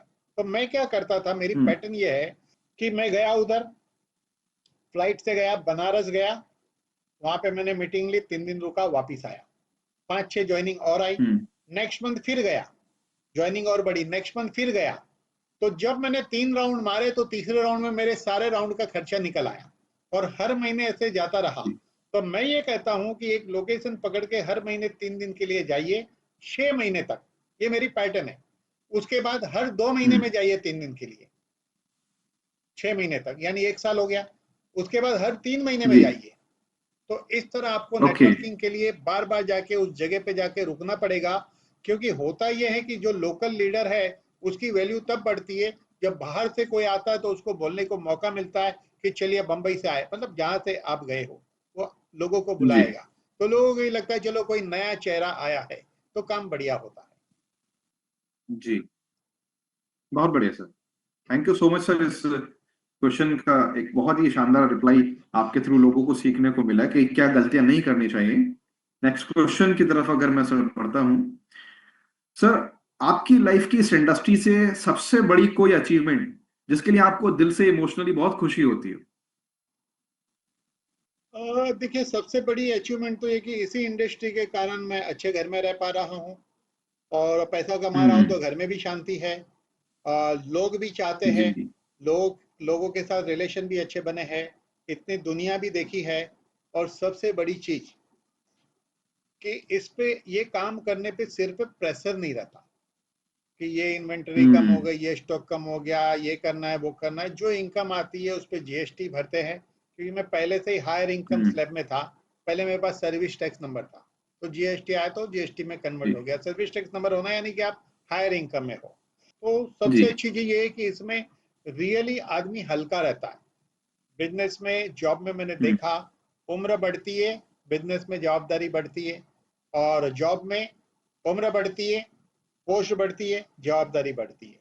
जब जवाबदारी बढ़ती है तो आदमी हम्म। इतना स्ट्रेसफुल जीवन जीता है कि अगर उसको कोई नशे की आदत है तो वो स्ट्रेस के कारण बढ़ती है। जैसे स्मोकिंग वाला ज्यादा स्मोकिंग करता है, ड्रिंकिंग वाला ज्यादा ड्रिंकिंग करता है, स्ट्रेस के कारण घर में रिलेशन बिगड़ते हैं। तो इस इंडस्ट्री की सबसे बड़ी अचीवमेंट ये मानता हूं कि आपको हर चीज में रिलैक्सेशन मिलता है। रियली जो फ्रीडम कहते हैं, लगता है कि लाइफ में पैदा होके बहुत जी। मजा आ रही है, ये चीज इसमें है। ओके, मतलब फ्रीडम और सुकून को आप कहना चाहेंगे? बहुत वेरी गुड, यही परफेक्टली बढ़िया। Perfectly, yes exactly. बिल्कुल बिल्कुल सही बात बोली सर आपने, क्योंकि हमने देखा है सर, हम जिस शहर से बिलोंग करते हैं, राइट। ब्रास सिटी के नाम से मशहूर है मुरादाबाद। या और मेटल इंडस्ट्री का सबसे बड़ा एक्सपोर्ट इंडिया से दुनिया भर के देशों में मुरादाबाद से होता है। अच्छा अच्छा अच्छा। ऐसे ऐसे लोग देखे सर मुरादाबाद में हमने, जिन पे अपने खुद के हेलीकॉप्टर से लेके पानी के जहाज तक हैं, और 5-5 हजार 10-10 हजार करोड़ के लोग इस मुरादाबाद शहर में मौजूद हैं। लेकिन सर इतना स्ट्रेस कि किसी ने सुसाइड कर लिया, इतना स्ट्रेस कि आपस में दो भाइयों में गोली चल गई। पैसा है सर, 10,000 करोड़ रुपया फीस छोड़ करके दोनों मर गए आपस में। अब वो पैसा किस काम का? कोई काम का नहीं। किसी को टेंशन अपने कारोबार की कि विदेश का मेरा जो एक शोरूम था वो बंद हो गया, किसी को कुछ, किसी को कुछ। पैसा बहुत है लेकिन स्ट्रेस, टेंशन। बिल्कुल सही बात बोली आपने सर, कि सुकून और आजादी ये सबसे बड़ी अचीवमेंट है। सबसे बड़ी चीज है। और दूसरी चीज की इस इंडस्ट्री में बिल्कुल। हेल्थ मिलती है, क्योंकि हम हेल्थ इंडस्ट्री में काम करते हैं। प्रोडक्ट को फॉलो करने से जी। हेल्दी भी रहती है, हेल्दी रहते हैं। बिल्कुल बिल्कुल सर, बिल्कुल। चलिए सर आगे बढ़ते हैं नेक्स्ट क्वेश्चन के ऊपर। सर नेक्स्ट क्वेश्चन ये है जो कि हमारे व्यूअर्स के लिए एक बहुत बड़ा लेसन हो सकता है। राइट। मैं पढ़ना चाहूंगा इसे, कि सर इस इंडस्ट्री में किसी एक गलती की वजह से हुआ कोई एक सबसे बड़ा लॉस जिसने आपका बहुत दिल दुखाया हो, या आपका उससे कोई नुकसान हुआ हो, ताकि इससे हमारे व्यूअर्स को एक लेसन सीखने को मिले और वो सब लोग ऐसे नुकसान या गलती से बचें। अभी देखिए, नुकसान जैसा तो नहीं है एक्चुअली। नुकसान जहाँ होने की सोची थी वहाँ प्रॉफिट ही हुआ, क्योंकि मैंने हमेशा, मेरी जर्नी हाँ। थोड़ी सी अलग रही। मार्केट में लोग जानते हैं कि मैंने हमेशा एक अच्छी इनकम को लेकर दूसरी कंपनी में छोड़ कर गया हूँ। तो जब छोड़ने के टाइम लोगों ने यही हम्म। कहा आप गलती कर रहे हो। जब मैंने 2008-9 में बहुत इनकम कमाई उस कंपनी को जब छोड़ा, तो लोग कह रहे हो ये बहुत बड़ी गलती है। फिर भी की, फायदा हुआ। फिर उस कंपनी को छोड़ के जब बैंगलोर की कंपनी पकड़ी, तभी भी लोगों ने कहा फिर गलती कर रहे हो। तो इस तरह लोग कहते रहे। तो ऐसे मेरे को कोई नुकसान तो हुआ नहीं, क्योंकि मैंने हमेशा हर कंपनी में आगे आगे की जर्नी की है। ये ऊपर वाले की मेहरबानी है, और लोगों की भी पॉजिटिव थिंकिंग है, लोग अच्छे मिले हैं, साथी अच्छे हैं, ऐसा मैं कह सकता हूँ। चलिए, ये बहुत अच्छी बात है कि इस मामले में एक ब्लेसिंग रही आपके ऊपर, ऊपर वाले की। डेफिनेटली। बहुत बढ़िया है, बहुत बढ़िया है। चलिए सर, नेक्स्ट क्वेश्चन में जानना चाहूंगा कि सर, जो लोग नेटवर्क मार्केटिंग इंडस्ट्री के अगेंस्ट बोलते हैं सोशल मीडिया पर, कुछ भी जानने या अनजाने में, या वो इस इंडस्ट्री में बिजनेस करने वाले लोगों को नेगेटिव और डिमोटिवेट करना चाहते हैं, तो उन्हें क्या मैसेज देना चाहेंगे? क्योंकि मैं ये नहीं कह रहा कि वो भी गलत है, बस ये कह सकते हैं कि थोड़ा नादान है, अभी अनजान है इस इंडस्ट्री से। तो क्या मैसेज देना चाहेंगे ऐसे लोगों को आप? देखिए, बड़ा सिंपल सा है, दुनिया के अंदर नेगेटिविटी हर किसी के लिए चलती है। एक आदमी जब सक्सेस हो जाता है बिजनेस में और वो अचानक कुछ बंगलो गाड़ी लेता है, तो लोगों को लगता है जरूर ये गलत काम ही करता होगा, उसके लिए भी लोग बोलते हैं, क्योंकि उसको एक्चुअल नहीं जी, पता कि वो कितनी मेहनत कर रहा है बिजनेस में, जिसके क्या उसने गाड़ी बंगलो लिया है। तो नेटवर्किंग में भी ऐसा जी, ही है कि जो लोग सक्सेस हो जाते हैं, जो सक्सेस नहीं होते हैं, तो उनको ज्यादा नॉलेज नहीं है हाउ टू सक्सेस। तो because of lack of knowledge, जैसे आपने कहा, लोग नेगेटिव बोलना शुरू करते हैं। ये वही बात है, अंगूर खट्टे हैं, नहीं मिले तो, मिल जाते तो बढ़िया है। लेकिन वो जी, लोग, कभी कभी जी, ऐसा भी हो सकता है कि इस इंडस्ट्री का पूरा नॉलेज नहीं है, इस इंडस्ट्री की ताकत पता नहीं है, ये एग्जैक्टली डायरेक्ट सेलिंग है क्या। लोगों को लगता है ये जी, मेंबर बनाने का काम है, चेन बनाने का काम है। जी नहीं, ये ना मेंबर बनाने का काम है, ना चेन बनाने का काम है। ये एक सिस्टमेटिक लाइफ चेंजिंग का काम है। हम लोगों को जो लाते हैं, वो इसलिए नहीं लाते हैं कि मुझे पैसा कमाना है। इस इंडस्ट्री में हम जिसको भी लाते हैं, उसकी लाइफ बदलती है। कैसे बदलती है? उसको पब्लिक में बोलना कैसे, चलना कैसे, हेल्दी कैसे रहना, दुनिया क्या देखनी चाहिए, कैसी होटलों में जाना चाहिए, लाइफस्टाइल क्या होनी चाहिए, कार क्यों लेनी चाहिए, अच्छा घर क्यों लेना, ये सब सीखने को मिलता है। जब हम एक अच्छे आदमी को, अगर हमें समझ में आ जाए कि इसके अंदर वो क्वालिटी है, तो उसको बैठ के हमें काउंसलिंग करनी चाहिए कि इस इंडस्ट्री से तुम्हें क्या मिल सकता है। अगर ऐसे लोग जब हमें मिलते हैं, तो हमें सिस्टमेटिक उसके साथ ट्विनिंग बनानी चाहिए। पहले पहले उससे दोस्ती बढ़ाओ, उसको 5 स्टार होटल में ले जाओ, या अच्छी होटल में ले जाओ, उसको खाना खिलाओ, जनरल बातें करो, फिर धीरे धीरे उसको उस इंडस्ट्री के प्रति एक दिन क्लास ले लो उसकी। हमने ऐसा किया हुआ है। ओके, तो जाके हम अच्छा, लोगों को चेंज कर सकते हैं। और वही लोग बिल्कुल, बोलेंगे हमको जो डायरेक्ट हमको जानते हैं, तो हम उसमें से कई लोगों को तो चेंज कर ही सकते हैं। और हमने किया भी है, और कुछ लोगों को नहीं भी कर पाए हैं। जी, बहुत बढ़िया सर, बहुत बढ़िया। सर, आप इस इंडस्ट्री का फ्यूचर इंडिया में कैसा देखते हैं सर, और उसकी वजह क्या है? जैसे ये बहुत अच्छा सवाल है। ये सवाल अच्छा मैं इसलिए कहूंगा कि इस सवाल का जवाब मैंने सबसे पहली बार 2010 में दिया था। शायद कहीं वो रिकॉर्डिंग भी होगी, मुझे अभी मिलेगी तो भेजूंगा। फ्यूचर को लेकर मेरा जी, एक अलग टॉपिक्स रहा है, और वो बहुत यूनिक टॉपिक है। आज तक अभी भी उस टॉपिक पे कोई कभी ज्यादा बोल नहीं पाया है, और बोला नहीं है किसी ने। टॉपिक ये है कि भविष्य का एमएलएम, भविष्य का एमएलएम और एमएलएम का भविष्य, ये मेरा टॉपिक था। इस पे मेरी 1 घंटे की एक स्पीच हुई थी। तो मैं क्या बोलूंगा, पहला ओके, कि भविष्य का एमएलएम और एमएलएम का भविष्य।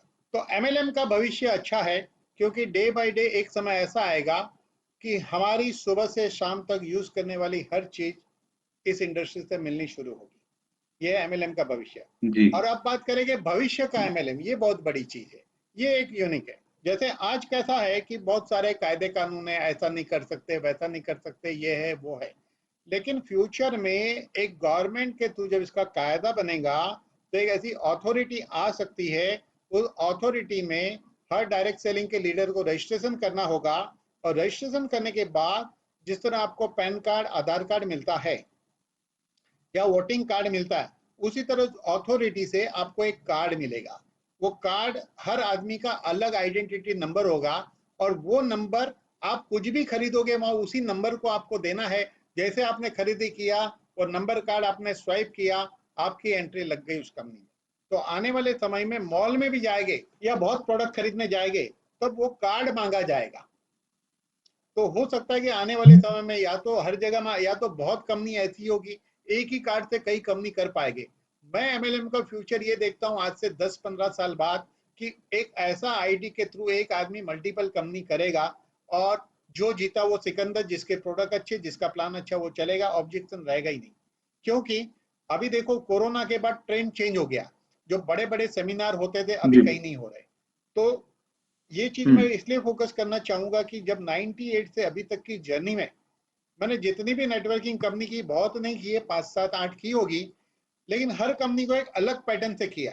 मैं देखता हूँ दौर बदल रहा है तो मुझे बदलना होगा, दौर बदल रहा है तो मुझे बदलना होगा। तो कोरोना के बाद का दौर बदल चुका है। अब लोगों को फास्ट इनकम चाहिए, कुछ स्पीड में चाहिए, लोग जीवन जी लेना चाहते हैं, लाइफ शॉर्ट है, फटाफट कमा लो, फटाफट जी लो। तो फ्यूचर के अंदर और ऐसे चेंज आएंगे कि आदमी चलते चलते ही नेटवर्किंग होगी, और उसके लिए उसका एक कार्ड हम्म। होगा। तो मुझे लगता है कि फ्यूचर में ऐसा एक कार्ड रहेगा, वो कार्ड यूज होगा और एक आदमी एक नहीं कई कंपनी कर पाएगा। ये मेरी एक सोच है। लेकिन इन दिनों क्या होता है, दूसरी कंपनी की तो पहली कंपनी वाला आईडी बंद कर देता है, ये बहुत सारी चीजें चलती है। अब ये तो फ्यूचर की बात है जो हमारे हाथ में है नहीं, ये ऐसा होगा ऐसा मुझे लग रहा है, जी। क्योंकि समय के साथ बदलना पड़ेगा। जी।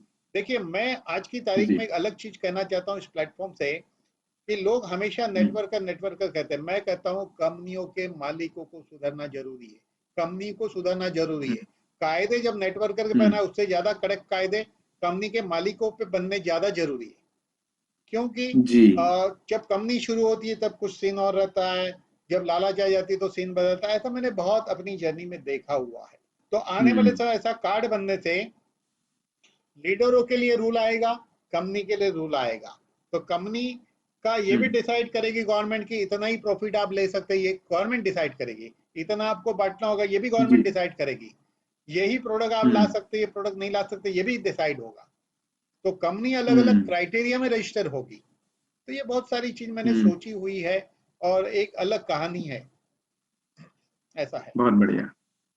तो सर आपके कहने का मतलब आपके एक्सपीरियंस के अकॉर्डिंग जो जिस तरह से जिन तरीकों से आज से 10 20 साल पहले 25 साल पहले नेटवर्किंग लोग करते थे या जब हुआ था स्टार्टिंग इंडिया में तो जैसे करते थे रोड पर जा रहे हैं पैम्पलेट बांट रहे हैं हाँ, वो और नहीं, बसों में ट्रेनों में प्रोस्पेक्टिंग कर रहे हैं। ये आज वो दौर नहीं है। नहीं है। चीजें बदल रही हैं। आज फास्ट ट्रैक जाना होगा हमें। हम पुराने तरीकों से 21वीं सदी के व्यवसाय को 19वीं सदी के तरीकों से नहीं कर सकते। बहुत बढ़िया। बहुत बढ़िया। सर बहुत अच्छा लगा आपसे बात करके। आपने अपना कीमती टाइम दिया, बहुत ही वैल्यूएबल नॉलेज शेयर करी। बातें और भी बाकी हैं, अभी कई क्वेश्चंस हैं लेकिन समय इजाजत नहीं दे रहा, अदरवाइज आज का एक ही पार्ट एक सेशन बहुत लेंथी हो जाएगा हमारा। तो मैं प्रॉमिस करना चाहूंगा। हाँ, जी सर, प्लीज प्लीज प्लीज। जाते जाते एक चीज कहना चाहूंगा जी। कि इस इंडस्ट्री से क्या मिलता है। तो मैं कहता हूँ जी। इस इंडस्ट्री से नशा मिलता है, किक मिलती है, किक। तो मैं हमेशा जी। कहता हूँ नशा हर चीज में है, हमें पीना ना आया, जिंदगी खूबसूरत है, हमें जीना ना आया। लेकिन जब नेटवर्किंग करनी आ जाएगी, नेटवर्किंग करनी अच्छी मिल जाएगी, इसमें कामयाबी मिलेगी, तो ये शेर बदल जाएगा। नशा हर चीज में है, नशा हर चीज में है, हमें पीना आ गया, जिंदगी खूबसूरत है, हमें जीना आ गया। Thank you. Thank you so much sir, बहुत बहुत धन्यवाद सर। कैसे? लेकिन सर मैं अपने व्यूअर्स से भी ये प्रॉमिस करना चाहूंगा और आपसे भी राइट, रिक्वेस्ट करना चाहूंगा कि आज के पार्ट को हम क्लोज कर रहे हैं। राइट। सर का दोस्तों पॉडकास्ट इंटरव्यू जो है जिसमें हमने टोटल बहुत ही अहम ऐसे 15 क्वेश्चंस डिजाइन किए थे, 13 क्वेश्चंस डिजाइन किए थे जिसमें से 9 क्वेश्चंस हम कंप्लीट कर चुके हैं। 5 बड़े इंपॉर्टेंट क्वेश्चन हैं और वो आगे के बहुत ऐसे क्वेश्चन हैं जो आपके लिए बड़ा जरूरी है लाइफ में। तो जब भी सर अगले कुछ दिन के बाद हमें इजाजत देंगे और अपना डेफिनेटली, कीमती टाइम देंगे तो हम जरूर अगले पार्ट को रिकॉर्ड करेंगे। Right, exactly. तो सर मैं ये नहीं कह रहा कि साहब के आज का हम ये सेशन क्लोज कर रहे हैं, बल्कि पॉज कर रहे हैं यस, यस, नेक्स्ट टाइम जल्दी मिलने के लिए, नेक्स्ट यस। पार्ट 2 में मिलने के लिए। नहीं, मैं भी एक चीज और सोच रहा हूँ, शायद ये आइडिया एक यूनिक भी रहेगी सबके लिए, कि इस तरह के इंटरव्यू के साथ जी। जो इंटरव्यू दे रहा है वो अपनी एक पीपीटी बना दे प्रेजेंटेशन की। समझो आपने मुझे क्वेश्चन जी। पहले से भेज दिए और मैंने उस पर पीपीटी जी। बना दी, तो मैं उसको और बेहतर तरीके से प्रेजेंट कर सकता हूँ। बिल्कुल तो हो सकता है बिल्कुल कि नेक्स्ट बिल्कुल टाइम कुछ हम बिल्कुल। लोग ऐसा करेंगे कि आप मुझे क्वेश्चन भेज दो, मैं एक पीपीटी भी चला दूंगा साथ में, कि मेन मेन टाइटल रहेगा। तो जी जी मैंने सर, मैंने भी श्योर। अपना वो एक क्या बोलते हैं, व्यू बना लिया रहेगा कि मुझे क्या बोलना है इसके ऊपर ढंग हाँ से। जी हाँ जी हाँ जी सर, बिल्कुल सर, ऐसा करेंगे, ऐसा यस, करेंगे यस, हम श्योर, लोग। श्योर। जी सर। तो once again thank you so much sir, yes, yes, आपने यस, अपना थैंक यू। कीमती टाइम शेयर करा। Precious valuable Yes, information share करी लोगों से। तो दोस्तों, हमारे साथ में आज जिन शख्सियत से आपने बात करी, सर मुंबई से थे doctor Jayesh Patel sir. Part 1 को आज हमने ऑलमोस्ट 70% रिकॉर्ड किया। आज 30% में कुछ और 4-5 क्वेश्चन बड़े इंपॉर्टेंट हमारे लाइफ और करियर के लिए जो है, बहुत जल्दी ही मैं उम्मीद करता हूं हम उस पर बात करेंगे। तो ज्यादा से ज्यादा इस सेशन को आप अपने पूरे टीम से शेयर कीजिए, और इस इंडस्ट्री के अंदर जो भी काम करने वाले लोग हैं, जिन्हें भी आप जानते हैं, उन तक भी ये सेशन पहुंचाइए। हो सकता है कि एक इंटरव्यू, हो सकता है कि एक वीडियो, एक यूट्यूब का सेशन, कोई एक बात का सवाल का जवाब किसी की जिंदगी बदल दे। सर किसी एक नसीहत से किसी की लाइफ के अंदर एक टर्निंग पॉइंट साबित हो जाए, तो जरा सोचिए कि उसके उसके परिवार के, उसके भविष्य में आने वाली जनरेशन की जो लाइफ चेंज होगी, तो उसका एक बहुत बड़ा एक जरिया, हिस्सा, वजह, कंट्रीब्यूशन आपके थ्रू हो पाएगा। तो जरा सोचिए कितने लोगों से आपको दुआएं मिलेंगी, ब्लेसिंग्स मिलेंगी। Wish you all the very best दोस्तों। Thank you so much. अपना ख्याल रखिए और इस इंडस्ट्री को अच्छे से सीखिए, अच्छे से करिए, आगे बढ़ते रहिए। बहुत बहुत धन्यवाद।